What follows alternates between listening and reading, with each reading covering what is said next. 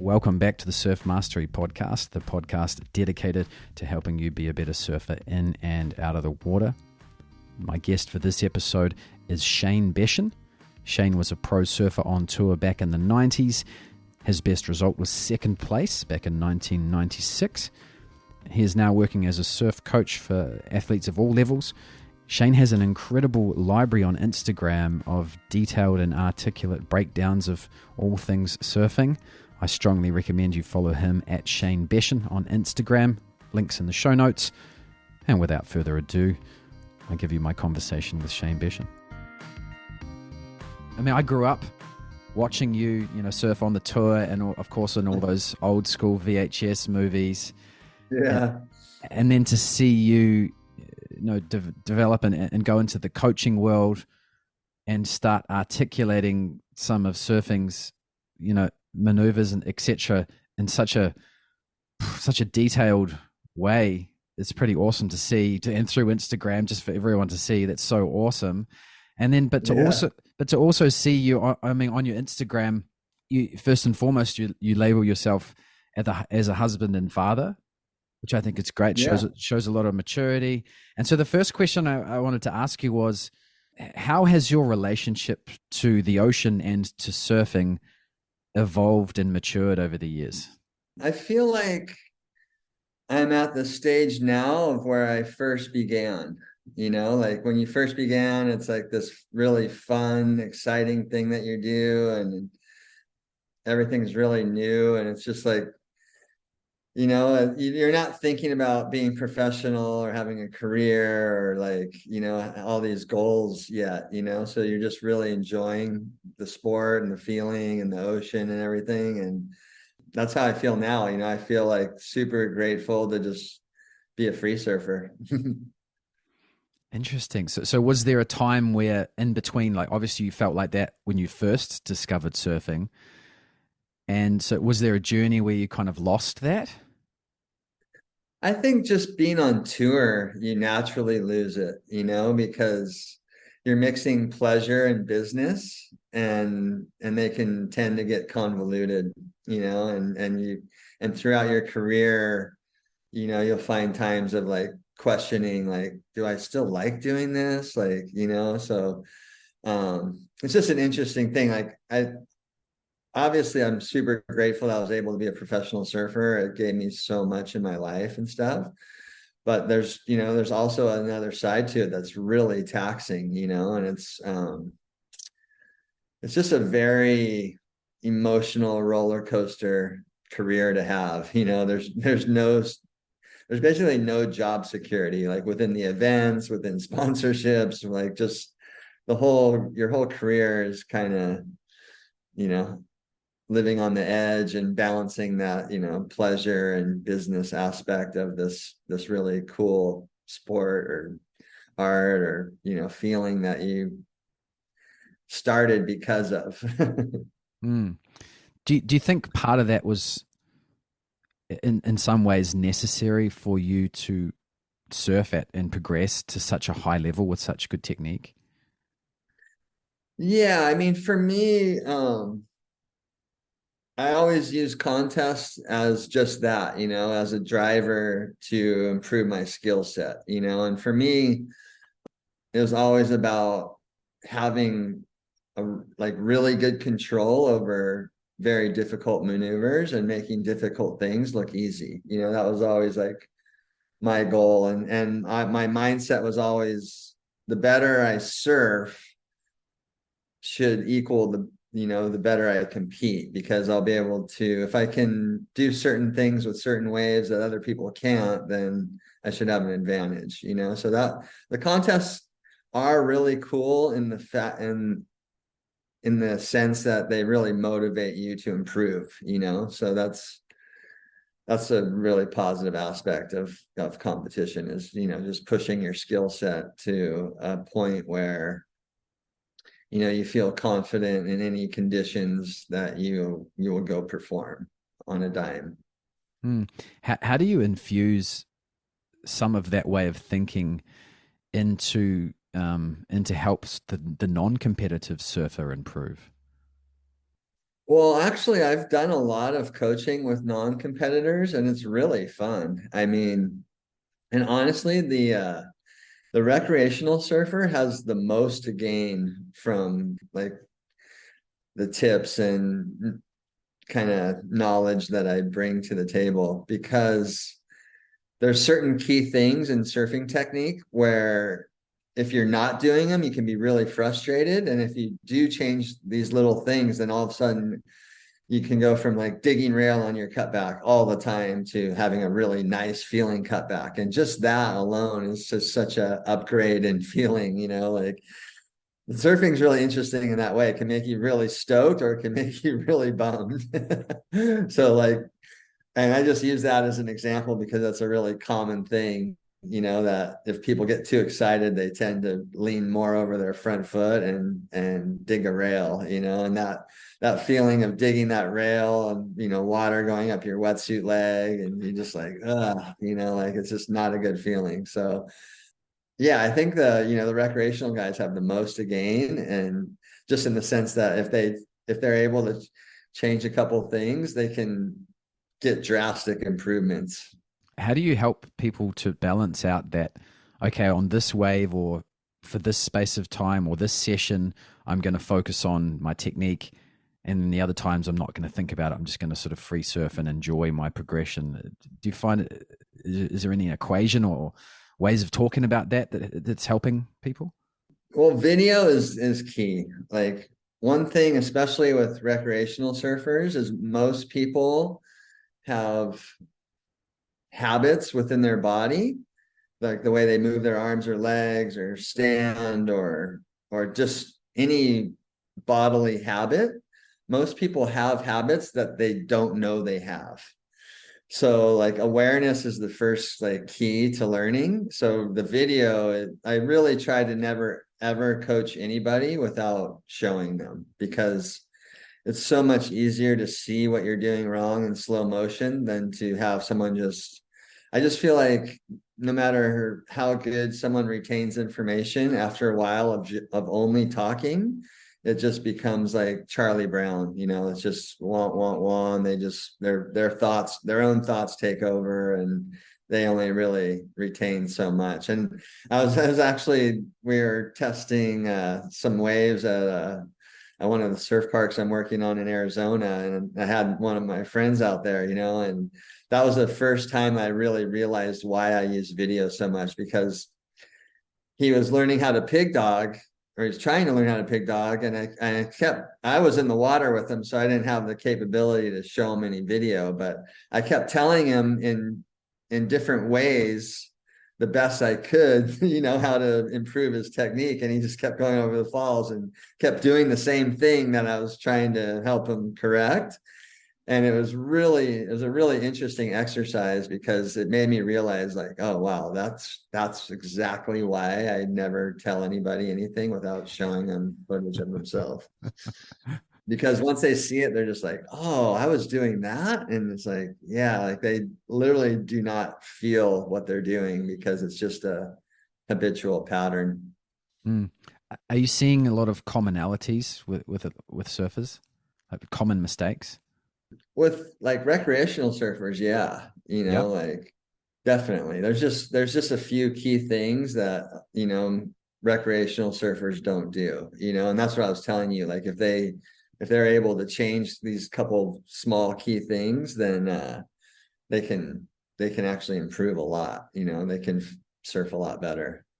What are some of those? Well, so for front side, they're different things for backside and front side. So one of the most key things that I tell basically everyone I work with to work on is to learn how to weight back or sit down more on your back leg when you're doing turns and carves. And like that's one of the key mistakes that people make is surfing's a balance of trying and allowing, and when you're surfing really good, you're like right in the middle, like you're in this sweet spot. And people call it the zone, or everyone has terms for it. Surfing's really interesting in the way that the fact that the second you start trying too much is when you start digging your rail and falling and start, so it's like this really interesting balance of allowing and trying. And so anyways, so for instance, on a frontside carve, the most important thing is to, as you're coming off your bottom turn and you're kind of leaning up on your front foot, you want to weight back on your back leg so your back leg becomes bent more than your front leg, which basically makes your front leg become more straight. And that does a variation of things. It lifts the board, the front of the board out of the water when you push the weight back. So that allows the board to wrap around cleaner. But then as your legs bent back and as you're turning, then this back leg has the leverage to push forward. And that really like enhances that middle part of the turn.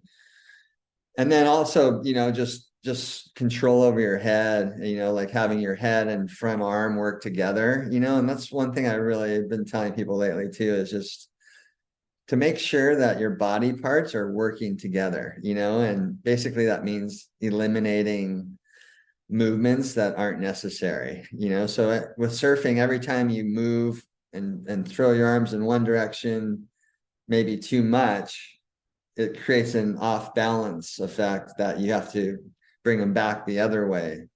So if you're not throwing them too much, then you just become more centered, and you'll really see the guys with the best like styles and flow. It looks really effortless. They have it's like very minimal movement, and like I was saying, like especially with recreational surfers, a lot of people are doing stuff with their hands and arms that they are not aware of, so it's really just showing people that and then giving them the other option of doing it better. Yeah, often less is more. Yeah.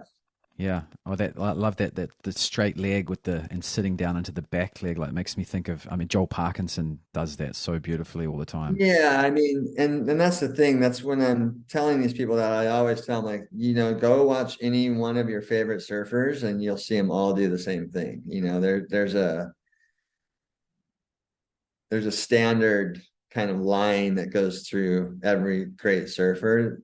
And even though their styles are different, the overall techniques are very similar when they're doing the turns that we all like to watch. Mm, yeah. What about in terms of, like on a deeper level, like the way that surfers maybe are thinking about surfing, their perspectives on what surfing is or how it should feel, or even their philosophy around being in the water? Do you see any things that are commonalities that are holding people back in that way? For the average surfer. I feel like most people that surf to have fun, Mm, and I just think it's within our DNA as humans to want to evolve. And I think it's just as you improve, it's fun, like you have a feeling that feels better than the last time, or, or just feeling that you've learned something and you've adapted and you've improved, I think is a really fun feeling for people. So, whether you're Kelly Slater or, John from your local break,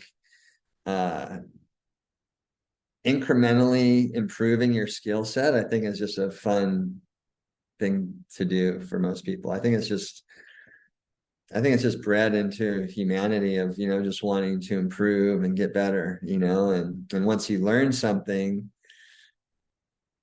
the next thought is, how do I improve it? mm. Do you ever see some surfers sort of dive into the coaching side of things and start to take it too seriously? Yeah, like you definitely see that, especially with the youth and the fact that surfing is such a kind of mainstream sport compared to when I was a pro surfer, so I think, coaching and, young kids getting coached and all this stuff, I think it's definitely like full on. And like for me, like with my kids, we always videoed, like with my kids, I always videoed them and just always try to keep it really fun. And, like we were just talking about, like the fun of getting better, like, oh, I like that turn, and this is how you did it, and just keep it like really fun. And I think that does get lost these days with, parents wanting their kids to be professional surfers when they're 12 or just starting, and you can't really see their actual talent, So it's just yeah, I think it's just the evolution of surfing as a sport now, it's just become, especially with the Olympics, it's really becoming a legitimate sport. So there's a lot of parents that are coming in. There's a lot of kids now being raised by parents that didn't surf. Mm. So, they're coming in and looking at surfing as a sport, like soccer or whatever. And they're like, yeah, coaching, practice, da, da, da, da.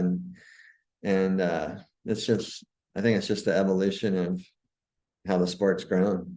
In some ways, it's an evolution, but in some ways, it's a de-evolution. Yeah. Well, I will say on the other side of that evolution, I feel like the recreational evolution has become really cool. I feel like the standard board now is some sort of hybrid fish that people are riding, and they've kind of let go of. I feel like recreational surfers have kind of let go of trying to surf like pros or wanting to surf like pros. And I feel like a lot of people are riding just funner boards that, you don't have to work very hard to get going. And I think the surfboard industry has definitely made learning how to surf easier. Oh, yeah. There's so many user-friendly boards now. When the Slater era of the really narrow rockered out boards was so rough to go through. Those boards were so hard to ride, and I think that was definitely a small setback for surfboard design. But nowadays, you have all these hybrid fishes, and wide points are a little forward. They're just, you stand up and they're just gliding down the line, and all of a sudden, guys that would have never thought of doing an air have enough speed that they're thinking about, like, maybe I should try an air on this wave, so I think that aspect is really cool. And even myself, I ride like a hybrid, not fish, but little wider outline in the nose, real glidey, very easy, user-friendly board to ride, and I think that aspect's come a long way. Do you think that your technique changes at all, or is it something that stays the same no matter what type of board you're on within reason? I think every board you have to adapt to slightly.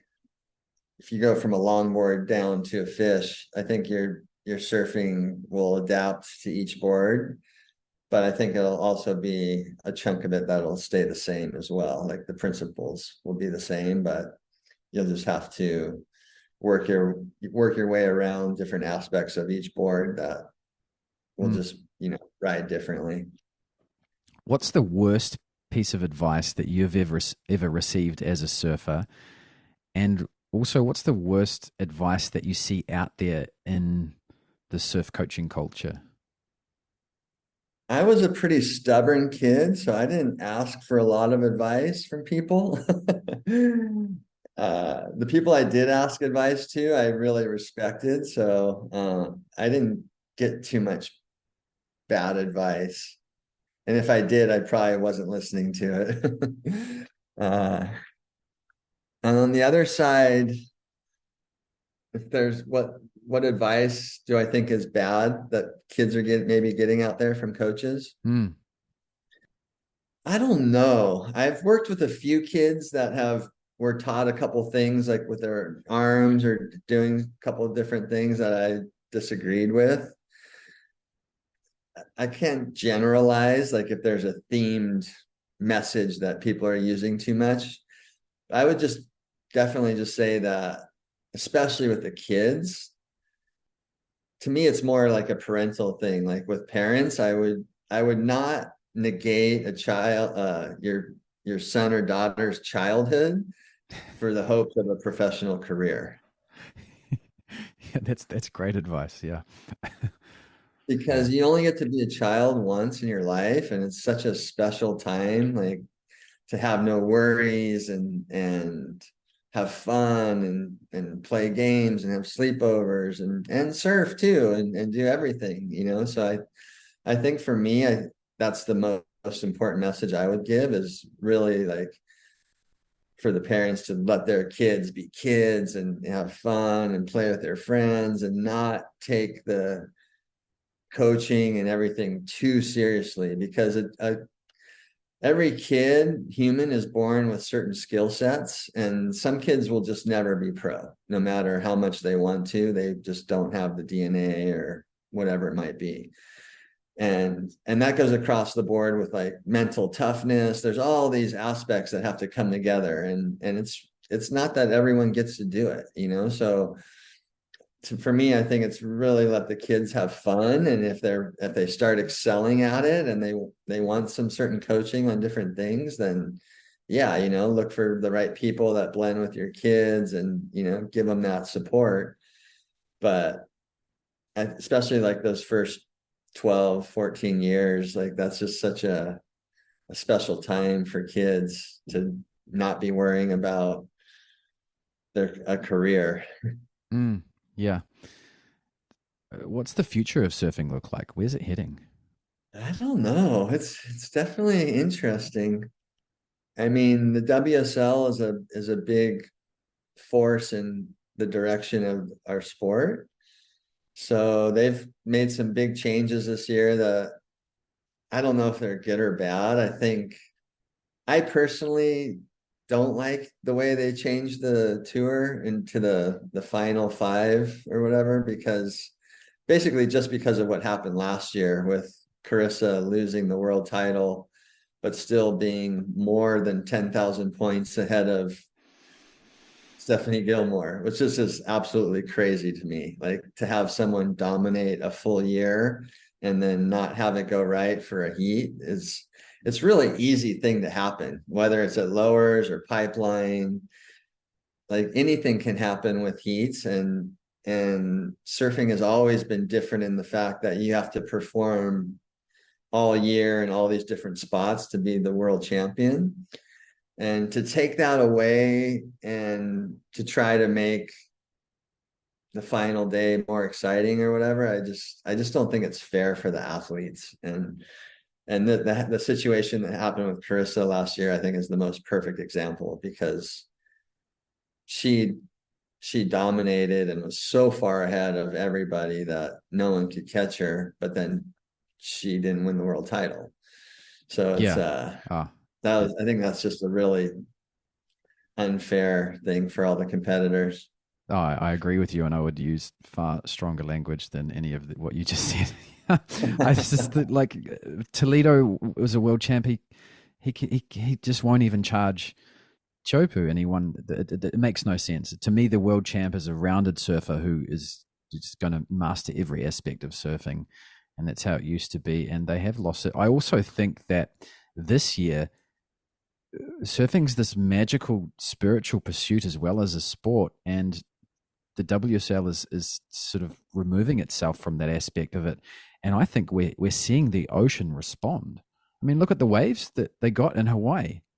Oh The yeah. ocean just said no, and then look what then the Dahui shootout took it in the right direction. It's like, you guys, you're not even going to wear jerseys, but go out there and look at the waves they got. Yeah, I mean, it's tough, you know. And the other side of things, like, just on that note, the other thing that I don't think is good for the sport is taking away the Triple Crown. You know, that was everyone put the Triple Crown right up there with the world title. And to turn it into a video contest, I think it was just a mistake, really. It was such a prestigious thing, it was a historic thing. It was historical heritage. Like, it was one of the most sought after goals amongst pro surfers. And to eliminate that, I think, was also a mistake, as far as just holding the sport in a really good place of progression and heritage and culture. Yeah, Because, you know, that was just yeah, it was just a really special thing to have, the Triple Crown. It was there's a massive part of surfing history, and to just eliminate it, I think has done something to the sport here, especially in Hawaii. I think it just feels jumbled now the way the tour is. Yeah, it is a shame. I hope the WSL realizes a few things this year and gets back on track. And I think if they don't, eventually they'll just someone will come in and reshape it, hopefully, and bring it back to its roots. Anyway, Yeah, um, we'll see. yeah. What about? So I asked you about the future of surfing, and I see you've got some involvement within the wave pools. How do you think the wave pools are coming along, and where do you see that heading?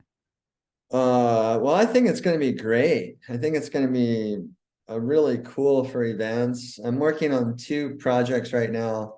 I'm working on a project called Waikai here in Hawaii, and that's actually going to be opening March 25th, in a couple weeks here. Oh, And cool. that wave is a standing wave, so it's a city wave technology. It's like a deep water standing wave, but it's 100 feet wide, so you can actually pump down the line across the wave, which is really cool. You get a lot of speed, and there's actually sections to hit. We'll be releasing some video here probably tomorrow.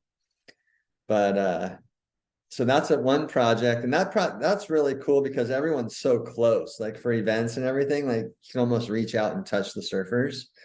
So it creates this really intimate environment, and that's going to be really fun for different events and stuff like that. But then in Arizona, we're building Revel Surf. It's Revel Surf Park, and that's going to be within a bigger venue called Cannon Beach, which will have hotels and restaurants and some other like different really cool activities. But within that venue, I'm planning a masters event. So I'm excited for the venues to give back and like do really fun, cool events, because within the controlled environment, you can now sell tickets, you can sell VIP packaging, you can create hardpoint data for potential sponsors. And I think there's a way to really create a cool event that people are really psyched on, but that also gives back to the surfers of the sport.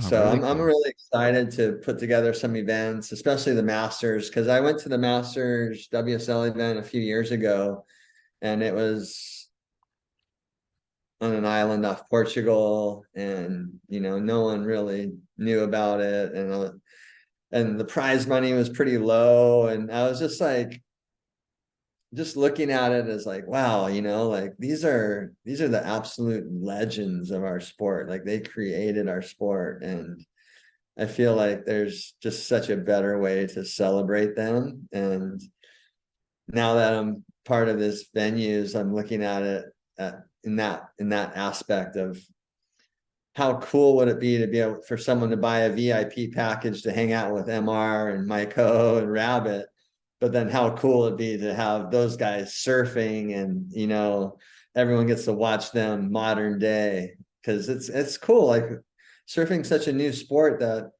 most of our legends are still alive, and there's so much value. Like, I always loved how skateboarding just has such a high regard for their legends. They still have legends events. They still have their deck models, and surfing, I don't, for whatever reason, I don't know why, but they've always had the history of just like disregarding their athletes, once they retire or move on from the tour. And it's almost like at that moment in time, they bring the greatest value, because they've lived through all this. They have so much experience. And I mean, I just like some of the events last year, they had Rabbit commentating. It's just so cool to listen to him talk and tell stories, and also just see how intuitive he was about performance and even progressive surfing. Like a lot of times they're asking him what he thought about moves, and he was like on point of like,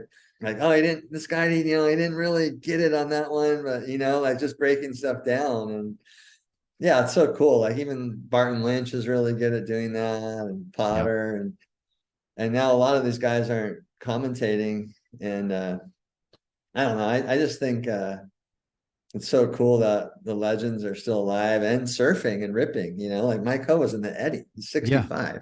Yeah. And he was in the shootout too, just pulling in Yep. the huge pipeline. So So yeah, inspirational. I'm super interested in like creating events and that really give back to the surfers and but also create like a really fun time for spectators. Yeah, I'm looking forward to watching that. And Yeah. how do we keep up to date with the details on that event? Is that just through your Instagram or? There's there's an Instagram, Rebel Surf. I Yeah. can I can email you some of the tags, but Rebel Surf, Cannon Beach AZ, Yeah. those are the two Instagram pages for Instagram. And then the link on Rebel Surf, it takes you to a website. You can sign up for a newsletter. So we'll be doing a newsletter and keeping everyone up to date on the stuff. Rebel Surf's probably going to be opening early 24. So Mm-hmm. this will be all stuff we'll be planning for next year. Yep. But yeah, no, it's really exciting. And I love the phrase win-win, so I want to create events and situations where everyone feels like they're winning, and that means everyone's having a good time, everyone, feels valued, and everyone leaves with a really good positive feeling about the event. Yeah. Oh, that's awesome.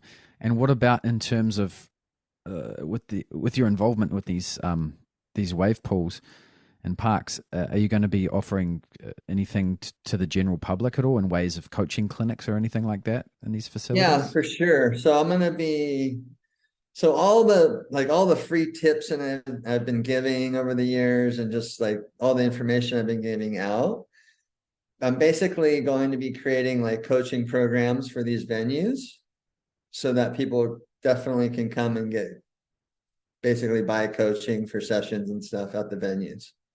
Oh, awesome. Okay, and Yeah. those that are So listening I'll that want be, to keep an eye on this, what's the best way for them to stay up to date with what you're doing in that space? well, I'll always be posting stuff, but so the lineup at Waikai or at the lineup at Waikai and Yep. revelsurf.com is the other one. But yeah, if it's not me coaching, it'll be people that I have taught how to coach. Yep. So basically, I'm going to be the one creating the whole system for coaching for for the venues that I'm involved with. Oh, awesome. Well, that's exciting. Well, just make sure that whenever you inform your Instagram followers of these new things that are happening, just tag me, tag the at Yeah, Surf Mastery, and then I'll just share it through my platform as well. And I just cool. encourage Yeah, everyone listening to, if you don't already, to start following Shane on Instagram. I will have links to his Instagram and also all the other things that he just mentioned in the show notes within this episode, and also the Instagram post cool. that is relevant to this episode when we release it. So So yeah, are you based out of Oz or New Zealand? I'm back in New Zealand now. Yep. Cool. Well, if you get once these places are all open and you get out to America, I'll get you over and get some waves. Oh yeah, man. I mean, I want to be bringing groups to Yeah, these places to get involved yeah. with this sort of stuff. So that's No, where it'll the be future fun. is. It's one thing I want to tap on too with the surf parks is that I think a lot of people like get worried like, oh, it's going to make the lineup so crowded and this and that. And I think it's going to be honestly the reverse because the energy and the vibe of the surf park to me is really why we all started. It's it's like pre-localism and like the other day we were doing a test session at the Kai, and we had Kai Lenny there, myself. There was people that had never surfed before in their whole life that were riding in the same session. And I was just watching how stoked everyone was. And, like the better people are helping the people that aren't as good. And once you've learned how to surf to a certain level, like giving that back and watching other people improve is really the only way that you can get that stoke again. Because as you progress, you kind of lose that first feeling, you know, because you're searching for these other feelings. But when you see that first feeling, it brings it all back to you. And it's such a cool thing to go surfing, knowing that everyone's going to get waves. There's no, like, if you're like next to me, I have no thought of like, oh, this guy is trying to get my next wave, or, you know, all that negativity is eliminated, and it really just becomes like pure stoke. And I think that's something that the surf parks are really going to bring to surfers and first-time surfers and surfers that have been surfing forever. I think it's the same in the fact that they'll get to go to these places and it's a guarantee. There's no trips or vibes or weirdness. It's just pure fun, surfing with your friends, high-fiving. And that's really the energy, I think, that brought us all to the table. I love that. And it's a great take. It might even take some of the crowds away from the, from the nature lineups too. I think so. I honestly believe so, because you're guaranteed so much riding time, and so many people are just, you know, especially like California, it's just so crowded, you know, and a lot of times you go surf for hours and catch a few waves, you know, like where you're going to go surf in Arizona at Revel and you could potentially get barreled 15 times in one session, you know, so, and paddling back out, watching your friends get barreled. And so like, it's this whole thing that's I think people are going to be really stoked on, and I think it's going to actually take people from the lineups. Awesome. Yeah, no, I'm so excited about this whole new wave park and wave pool future. It looks so exciting. Yeah, it's going to be fun. Yeah. All right, Shane. Well, thank you so much for your time. All right. Have a good day. Awesome, man. All right. Massive thanks to Shane for doing the show and for providing the content that he puts out there on Instagram at Shane Beschen. I've got Devin Howard coming up next, so make sure you're subscribed to the show. I am designing a surf trip, and I would love your input. What is your dream surf trip? Email me, mike@surfmastery.com. Until next time, keep surfing.